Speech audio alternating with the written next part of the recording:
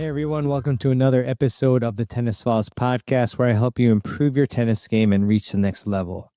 I'm your host, Mehrban, and today we're going to tackle a serve problem that I've struggled with myself, that many amateur players struggle with as well, and that can rob you of both power and consistency, which is the early racket drop. If you've ever watched your serve in slow motion and noticed that your racket drops way before your legs start pushing up, you know exactly what I'm talking about. And today I'm going to break down exactly what the early racket drop is, why it kills your serve, and the step-by-step fixes that have worked for me and for top players I've studied as well. And by the end of this episode, you'll have practical drills and adjustments that you can use in your next practice session to sync up your motion, generate more effortless power, and finally rid yourself of that early racket drop for good. So what is the early racket drop? Let's start with the basics. On a good serve, your racket drops from the trophy position at the exact same time that your legs start to push up from their deepest bend. This synchronization is redo that. This synchronizes your kinetic chain, the smooth transfer of power from your legs through your core to your arm and racket. But with an early racket drop, here's what happens. You reach the trophy position, your racket drops down behind your back before your legs start driving upward. Then by the time your racket is at the lowest point of the drop, your legs are finally starting to push. And so that gap in timing breaks the kinetic chain and your serve loses power. This is super common at the amateur level because players often have less efficient sequencing. And the result is that you end up muscling the ball with your arm instead of letting your legs and core do the heavy lifting. So, fix number one is to toss first, then move the racket arm, which is also known as the lag. And so one of the biggest game changers for me came from Dr. Mark Kovacs, who's been on many podcast episodes as well as many summits. And he told me, don't move both arms together. See, a lot of us learn the up together, down together mantra. I did it all the time for many years, which means that your tossing arm and your racket arm rise at the same time from the start. But that often leads to the racket getting into the trophy position too early, which then leads to an early racket drop for many of us. So the solution here is to toss first, then bring up your racket arm. And this creates a lag in your racket arm motion so that it naturally reaches the trophy position later, which means that the racket drop will happen later as well. So a simple drill is to start in your normal stance and then toss the ball and focus only on getting your tossing arm up first. Then let your racket arm stay lower and lag behind the tossing arm before you bring it up. And again, this delay really helps your racket drop timing to happen right as your legs drive upward. So I would do this without legs first, without bending your legs, and then once you get used to that motion, then use your legs.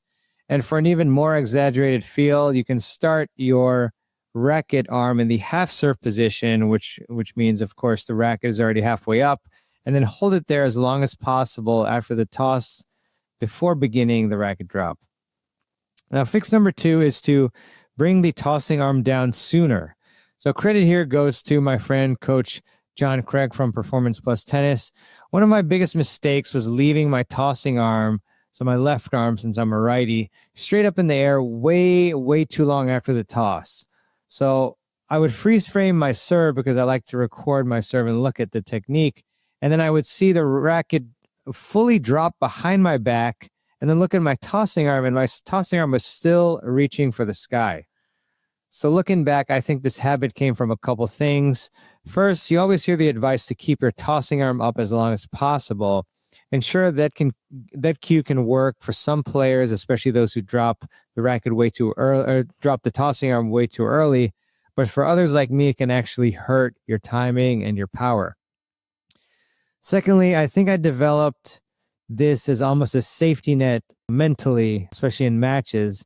You know, when you're trying to get your serve in under pressure, keeping the tossing arm extended feels like you're pointing to the ball the entire time, almost guiding yourself until the last possible moment before contact.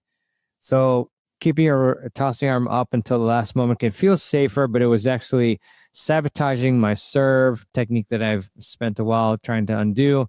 And so one thing that made this habit even worse was when I was specifically working on getting a deeper racket drop. And while that may seem counterintuitive, when I focused just on dropping the racket as low as possible behind my back, then I was putting all my attention on my racket arm motion, trying to hit the deepest drop that I could, while my tossing arm stayed up the whole time. So that combination led to an even earlier racket drop because my tossing arm was up forever. So just to be aware, if you're working on racket drop depth, there's a high likelihood you could unintentionally make your early racket drop problem worse.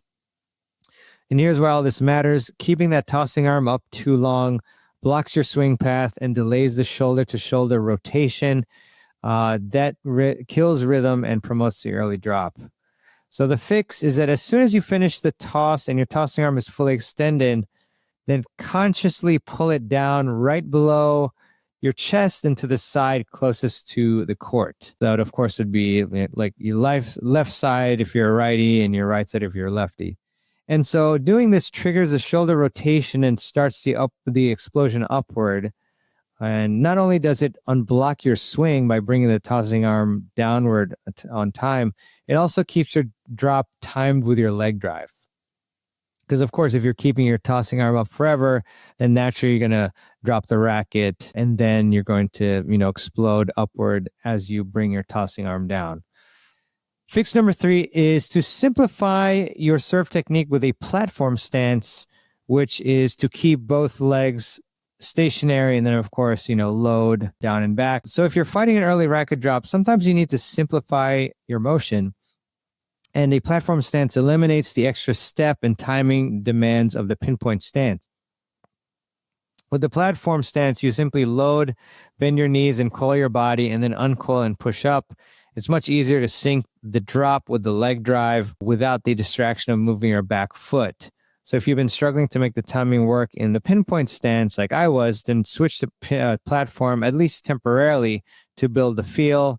It's just much easier to time, tossing the ball and then bending your knees at the same time. We're using the lag technique rather than taking the extra time to, toss while you're stepping up and then bending your knees, which then takes more time than the platform stance and consequently, gives more time for your, for the whole motion. And that just complicates things and that can cause, an early racket drop as well.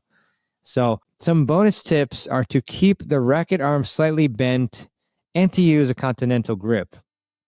So if your racket arm is too straight during the take back, then it can create an overly long backswing and promote the pancake serve as well, which is where the wrist flips backwards. So keeping a slight bend in the arm improves the racket drop and keeps the timing tighter as well. And then make sure that you're using a continental grip, not an Eastern forehand grip or other grip, to avoid that pancake flip motion, which destroys proper mechanics and then doesn't allow you to properly pronate and get the racket drop. And then, of course, hit the most powerful and spin heavy serve that you can. At least that's something that I like to do. So the key takeaways here are to film your serve in slow motion and watch the exact moment your knees start pushing up. Your racket drop should start at the same time. I also highly recommend that you film in 60 frames per second. You'll notice on your iPhone or cameras that often the standard is 30 frames per second, but if you can get 60 frames per second, then when you slow it down and you scrub through the timeline of the video, then you'll see like more precise timing, more frames per second, of course. Or you can also film in slow motion, but I prefer to actually just film in regular time speed and then just slow it down myself to scrub through. Also takes less memory in your phone. Another key takeaway is to toss first, then move the racket arm in order to delay the racket drop. That's huge. Also, if you look, actually, most ATP players do have a lag motion. WTA less so, but still a ton as well. And then another key takeaway is to pull your tossing arm down after the toss is complete to trigger the rotation. Especially look and see if you're the type of player that's keeping your tossing arm up way too long, where again, like I mentioned, the tossing arm is up and you're in the racket drop. That tossing arm should not be still up. If you look actually at the pros, you'll see that when the racket arm is in the racket drop position at the lowest point, the tossing arm is actually already down and, below the chest and to the side of the player. So just think about that, where that's very consistent among pretty much all pro players. And then beware of over focusing on racket drop depth and just the racket drop in general, because then that can promote the early racket drop, of course, because then you're just focused on your racket hand, racket arm dropping while your tossing arm will still be up there, and you want to have exploded upwards. And then simplify with a platform stance if needed. I highly recommend it, actually, to make the timing easier. Now, when I'm serving, all I think about is, racket arm, toss the ball, racket arm lags. And as you toss the ball, you're bending your knees and also, loading backwards.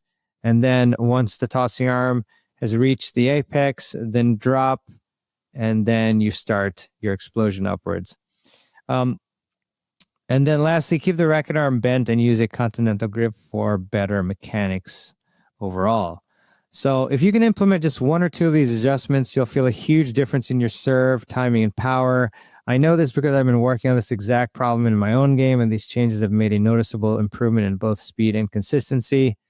I'd really love to hear how these tips work for you. So send me a DM on Instagram at Tennis Files, or email me at mehrban@tennisfiles.com with your serve success stories. Let me know if any of this helped you out. I highly recommend that you at least focus on one of these things from this episode. If you try to implement all three right away, then you're going to probably get frustrated and just stop practicing altogether. For example, these days I'm focusing on really bringing my tossing arm down on time. And if you found today's episode helpful, I would really appreciate it if you would share it with a tennis friend or leave a quick rating and review on Apple Podcasts or Spotify. It really helps the show grow, especially on Apple Podcasts. Also want to leave you with a quote, as I often do at the end of every show. And this quote is by Pablo Picasso. And Pablo said, "Action is the foundational key to all success." That's a huge one.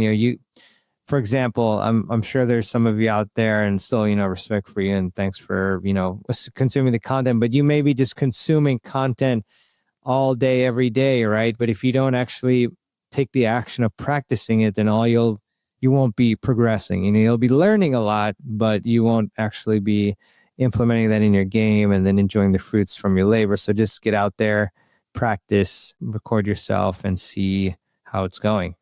So thanks so much for tuning in, and I'll see you in the next episode. And remember, keep improving your tennis game.